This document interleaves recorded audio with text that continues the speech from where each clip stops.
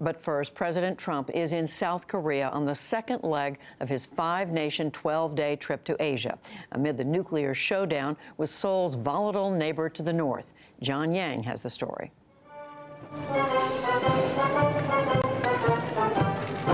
In South Korea today, just miles from one of the world's most dangerous borders, President Trump's tone toward North Korea shifted from long-distance threats of fire and fury to let's make a deal.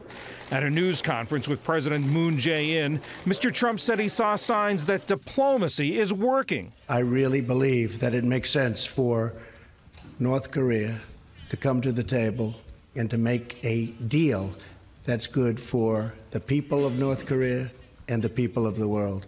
I do see certain movement, yes, but let's see what happens. Mr. Moon called on North Korean leader Kim Jong-un to respond in kind. We strongly urge North Korea again to immediately stop its nuclear and missile provocations and join dialogue for denuclearization as soon as possible. South of Seoul at Camp Humphreys, the biggest U.S. Army garrison in Asia, Mr. Trump talked about curbing the North's nuclear ambitions. I think we're going to have lots of good answers for you over a period of time, and ultimately it'll all work out. Because it always works out, has to work out. Competing rallies outside the base reflected a split in South Korea, some supporting Mr. Trump's threats to use U.S. military force, others warning that he's provoking a war with the North. President Moon spoke to those fears during the official welcome at the presidential residence, the Blue House. I hope that your visit to Korea and to the Asia-Pacific region will offer us the opportunity to release some of the anxiety that the Korean people have due to North Korea's provocations and also reach a turning point in resolving the North Korean nuclear issue. In turn, Mr. Trump made clear that defending the South goes hand in hand with another of his priorities, adding to America's bottom line. The amount of equipment and things that you'll be ordering from the United States will be very substantially increased, and therefore will be bringing the trade deficit way down. Tonight, as thousands of South Koreans staged a candlelight protest against the visit, Mr. Trump pledged unity with South Korea. You have never had a time where this ally has been more loyal or stood by your side more than right now. For now, a united front, together facing the nuclear threat from the North. So how do South Koreans view President Trump's approach to dealing with Kim Jong-un's regime? David Kang is professor of international relations and business at the University of Southern California. His latest book is American Grand Strategy and East Asian Security in the 21st Century. David Kang, welcome. Thanks for joining us.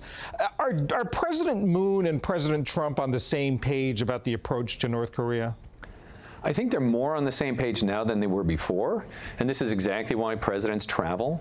Moon was able to talk to him about what they worry about, which is starting a war, and Trump was able to reassure him in many ways. So I think they're much closer now than they were before. Say Mr. Trump was able to reassure him. Was that part of the goal of this trip, do you think? I think much of this trip might be called, say, damage control, meaning there's a lot of questions about what the U.S. is going to do and whether we have a policy for Asia. And from Japan to Korea, across through China and Southeast Asia, I think this is what Trump is doing, is coming out and reassuring allies and partners about what the United States wants to do. We heard President Moon talk about the anxieties in South Korea. South Koreans, of course, have lived within the range of the North Korean nuclear threat for a long time now. How does that shape their view of what's going on, and how is the South Korean view of what's going on different from the U.S. view? I think the main difference is that South Koreans feel that deterrence can work on North Korea. It's one reason that they want a strong U.S. alliance. And it's one reason that the South Koreans are not trying to have tactical nuclear weapons as much, because they feel that if there's a strong U.S. alliance, the North can be deterred. So in that way, I think they view the situation as more open to stability than perhaps we might be here in the United States.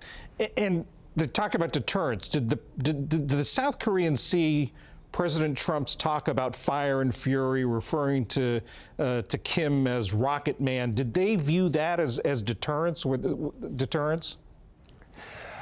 You know, I think this president is perhaps more flamboyant than other presidents, but he said essentially a deterrent message.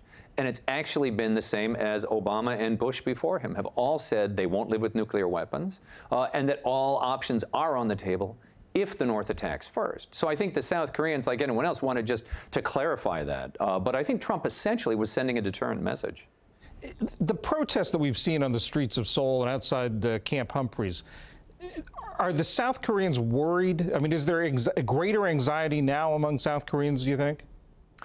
I think there's greater anxiety than there was, but I also think there's less anxiety about a war in South Korea than there is perhaps in the United States. Because again, as you mentioned, South Koreans have lived with the threat of war from North Korea for 64 years.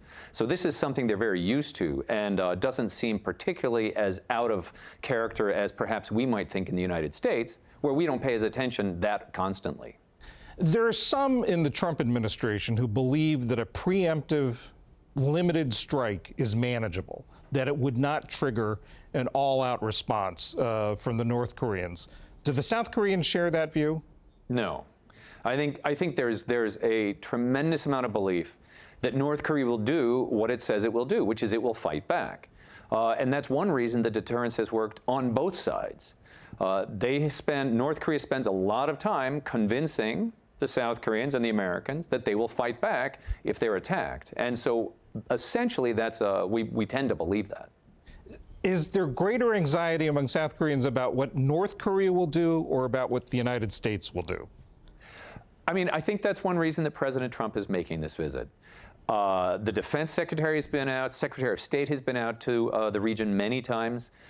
But what they need to see is a U.S. president who will come out, who can actually talk to the leaders and reassure and explain what the United States is going to do. So I think in some ways there is more focus on what the Americans are going to do, because that's the new player in town.